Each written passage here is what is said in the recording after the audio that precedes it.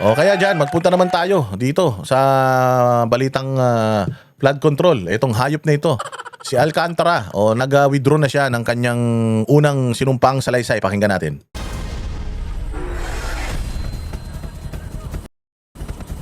Matapos umamin sa kanyang papel sa multi-billion peso flood control corruption scandal, tila nagbago ang ihip ng hangin para sa isa sa tinaguriang BGC Boys. Sa kanyang inihaing counter affidavit, sinabi ni Henry Alcantara na wala siyang kinalaman sa anumang kickback scheme o Wala daw kinalaman si Alcantara sa anumang kickback scheme. Gago, di ba? Nagsuli ka ng pera eh. Putang ina mo. Si Yusek Bernardo, natarantado, at saka ikaw, nagsoli ka ng pera. Di ba? Naging bayani nga kayo eh. Tapos ngayon biglang wala ka ng kinalaman. Ba't ka nagsoli ng pera? Bakit sumumpa ka doon? Bakit siniraan mo yung mga senador?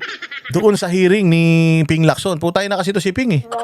Alam mo talaga to si Ping, meron talaga tong gustong ipatrabaho ng mga senador eh. Ewan ko baka hindi siya naka-chancing.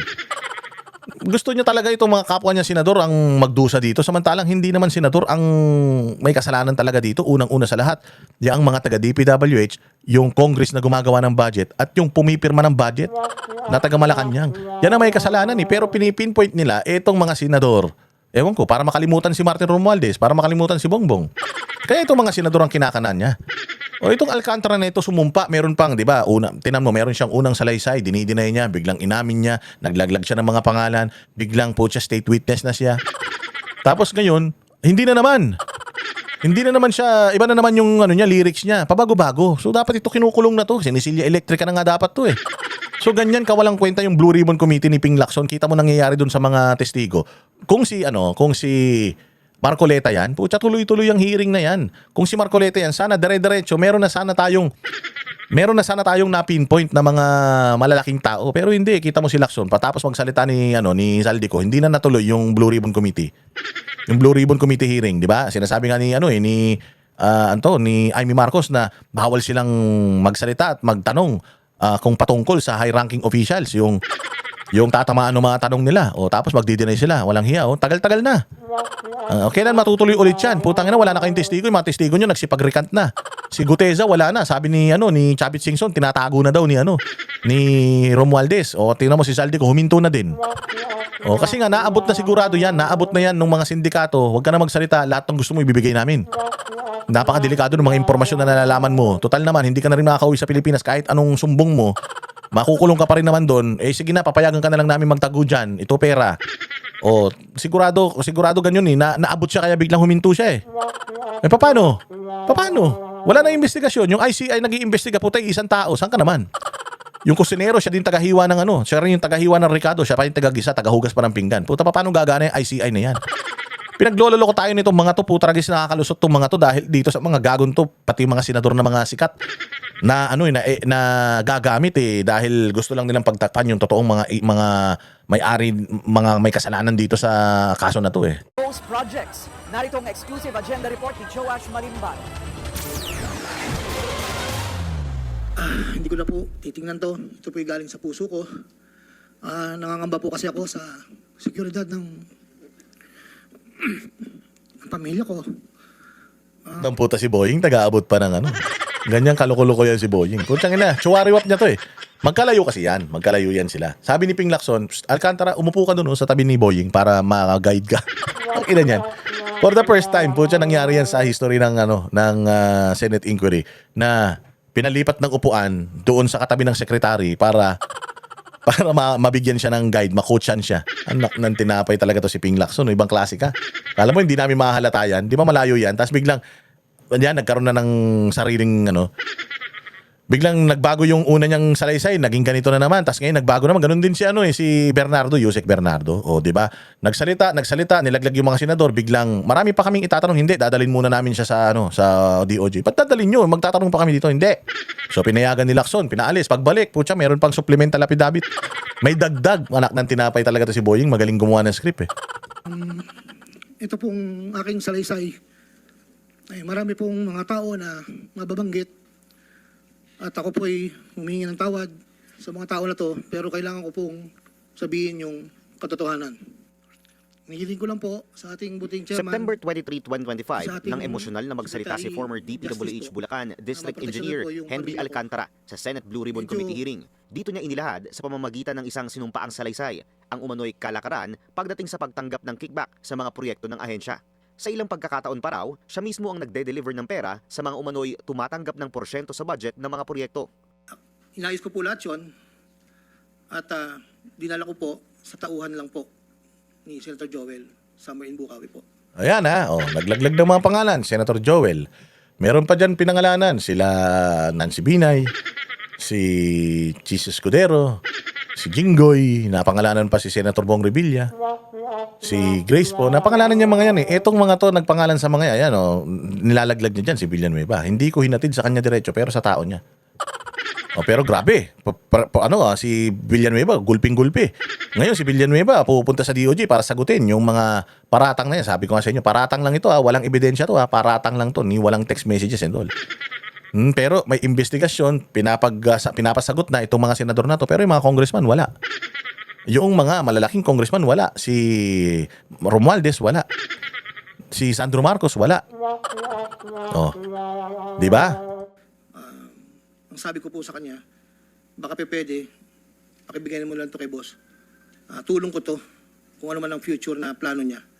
Yun po ay tulong ko. Pero hindi niya po alam na doon ko po kinuha sa flood control po. Pero sa pinakahuling counter affidavit na isinumite ni Alcantara sa preliminary investigation ng DOJ nitong January 5, tila kumabig si Alcantara sa ilang statements na una niyang inilabas noong nakaraang taon. Matatandaang naghain ng reklamo ang NBI laban kina Alcantara at iba pang DPWH at high government officials kaugnay ng umano'y ghost flood control projects sa ilang parte ng Bulacan. Ayon kay Alcantara, Bakit ka pa kasi magpa-file ng kaso na ba't kaya nang pamag-hearing kasi? Under oath umamin na siya may kasalanan eh. Di ba? Under oath siya may kasalanan eh. Tapos putyang ina niya papasagutin mo pa siya. Di ko talaga maintindihan eh kasi ganito yan. Mayroong sinampang kaso, no? Pag sampa ng kaso, sasagot sila doon sa kaso na isinampa. Tangina, ba't pinasagot nyo pa sila? Umamin na nga, may affidavit na kung ano yung nilalaman ng affidavit niya na under oath siya sa Senate. Yun na yun, hindi na pwedeng baguhin yun. Pag binago niya yun, putyang ina, wala na, kulong na talaga siya dapat agad. Bakit nyo pa pinasagot? So ngayon, yung sagot niya doon sa demanda sa kanya, wala siyang kinalaman. Abay, gago. Wala kang kinalaman, ang dami mong inamin nung under oath ka. So, paano natin paniniwalaan to? Paano natin paniniwalaan si Yusek Bernardo, itao niya to? Kung nagsisinungaling sila sa Senado, di mo alam kung alin dito totoo. So bakit itong mga congressman, itong mga senador na pinangalanan nila, bakit pinasasagot pa natin dito sa mga reklamo na ito kung pabago-bago naman pala ng script tong mga ulol na ito? Mantakin mo, from siya ang nag-aayos ng mga pera, umamin siya, biglang ngayon, wala na siyang kinalaman. Nagsoli pa ng pera yan Nagsoli pa ng limpak-limpak na pera yan, tapos wala siyang kinalaman. Yun, gago ka lang. Nagsoli ka ng pera, wala lang. Yaman mo naman. dapat umanong madismiss ang kaso laban sa kanya dahil sa kakulangan ng sapat na ebidensya para magkaroon ng reasonable certainty of conviction. Para sa umano'y violations sa Anti-Graft and Corrupt Practices Act, sinabi ni Alcantara na wala umanong ebidensya na may pinapaboran siyang contractor, employee o kahit na sinong individual. Wala rin daw witness na nagsasabing nag-approve siya ng irregular payments o falsified reports para sa mga natukoy na proyekto. Wala rin daw maituturing na gross inexcusable negligence dahil deliberate daw na itinago ng kanyang mga tauhan sa kanya ang mga umano'y ghost flood control projects. Dagdag pa ni Alcantara, wala rin daw witness na makapagsasabing nag-facilitate siya ng kahit na anong payout. Ang pera na nakalaan para kay Consaldi dinadala sa akin. Ako naman po ang nagdadala o naghatid na hinihinging porsyento ng Consaldi sa iba't ibang tao niya. Hindi ko po siya na-meet during pagdadala. Ang tao niya po ay may alias lang Paul at Mark. Dahil sila po yung nag-message po sa akin through Viber. Ayan, yung Paul at Mark, pinatawag ba ni Lacson? Hindi. Talaga to si Lacson eh. Maingay lang pero loko-loko eh. Disappearing message po yun na doon ko po dadalhin. May isa o dalawang beses na dinala ko sa parking lot ng Shangri-La Hotel, Bonifacio Global City, ang porsyento ni Kong Saldi. Paminsan-minsan man, inahatid ko ito sa kanyang bahay sa Ladybug Street, Valle Verde 6, Pasig City. Mula Ortigas po, kakaliwa ka stoplight, may gate ka kanan, kakaliwa ka kanan, makikita na po yung bahay. Sa reklamong malversation of public funds, sinabi ni Alcantara na hindi umano siya nag-utos, nag-authorize o nag-participate sa pagsagawa ng ghost projects dahil tinago raw ng kanyang mga tauhan ang mga nasabing aktibidad. Wala rin daw kahit na anong proof na nakatanggap siya ng personal benefit sa mga natukoy na proyekto. Itinanggi rin ni Alcantara ang alegasyon ng direct bribery at kahit na anong partisipasyon sa mga umano'y bid rigging na nagaganap sa procurement ng mga DPWH project. lalo na't hindi raw ito sakop ng kanyang mga responsibilidad bilang isang district engineer. Aniya, ministerial ang kanyang duty at tagapirma lang. Again ang ginagawa ng mga ito, yung limpak-limpak na pera na dapat para sa proyekto, hindi nila nilagay sa proyekto. Kinuha nila yun. Tapos para yung pera na yan, magastos nila. Dadali nila yan sa casino. Sandamukal yan, mali-malita yan, dadali nila yan doon. Papapalitan nila ng pitsa yan. Tapos pag napalitan ng pitsa, magsusugal sila. Kasi yung isang malitang pera, pag pinitsa mo yun, konti lang yun. Ilang pirasong pitsa lang yun. Kasi may mga pitsa na 5 milyon, 10 milyon, ganun kapag high roller ka. So kung may dala kang 100 million. Yung 100 million, ilang maleta yun. Pero kapag pinalitan mo ng pitsa yun, baka ilang dangkal na pitsa lang yun. Tapos isusugal nila kunyari. Magdamag sila magsusugal. Papasugal sila, pak. Halimbawa, doon sa 100 milyon, 10%. Ang mapupunta doon sa casino. So 10% ng 100 million, di magkano? 10 million. Isusugal nila yung 10 million, may papatalo nila yung 10 million.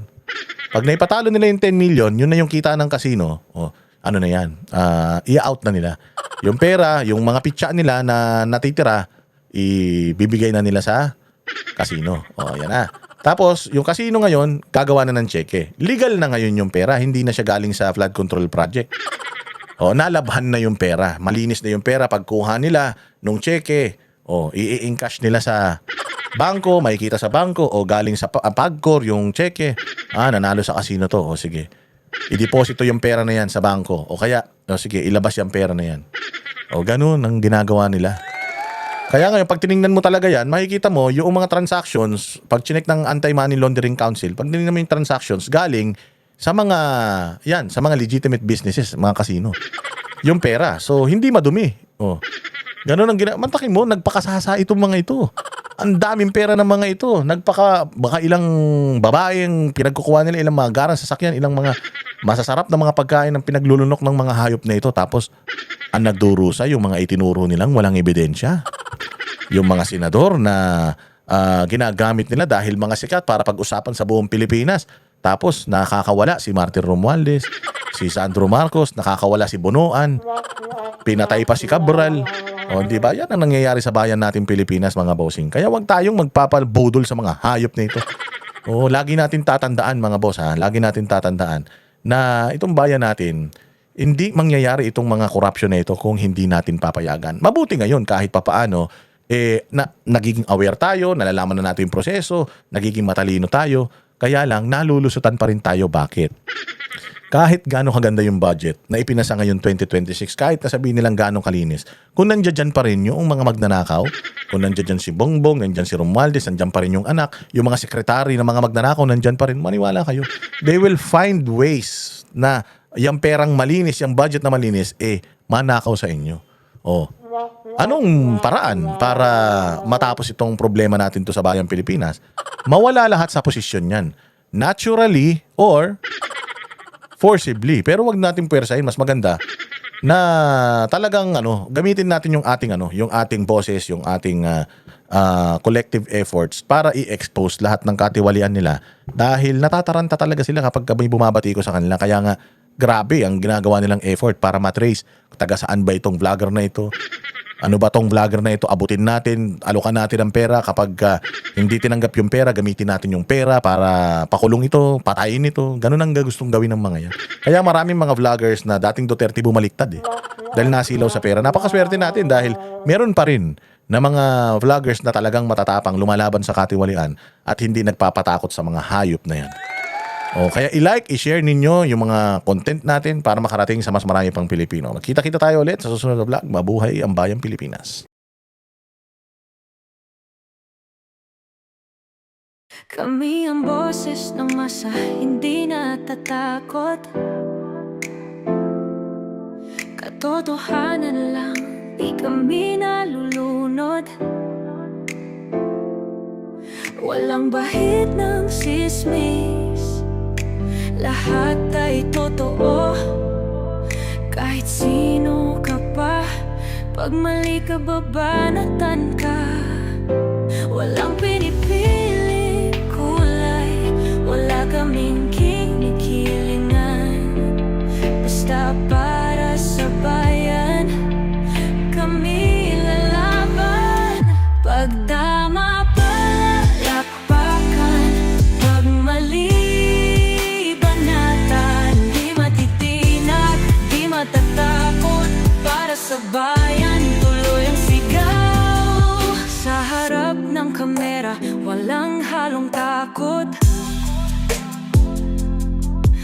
mabaluktot, lahat kayo'y tutumba.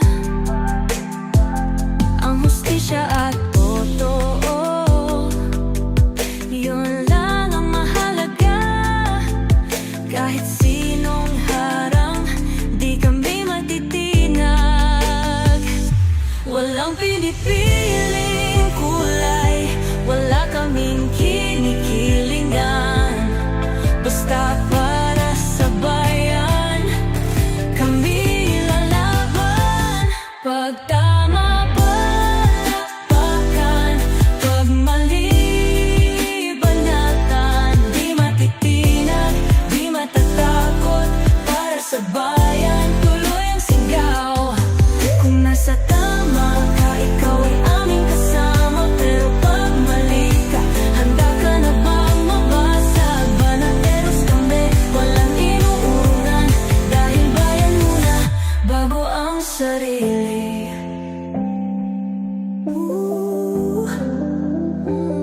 Bago ang sarili.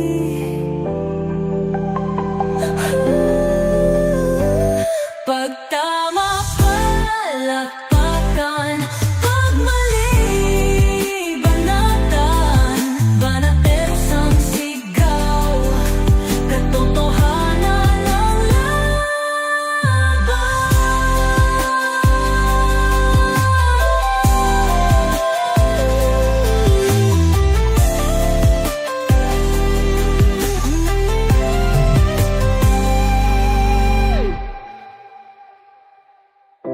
Sa harap ng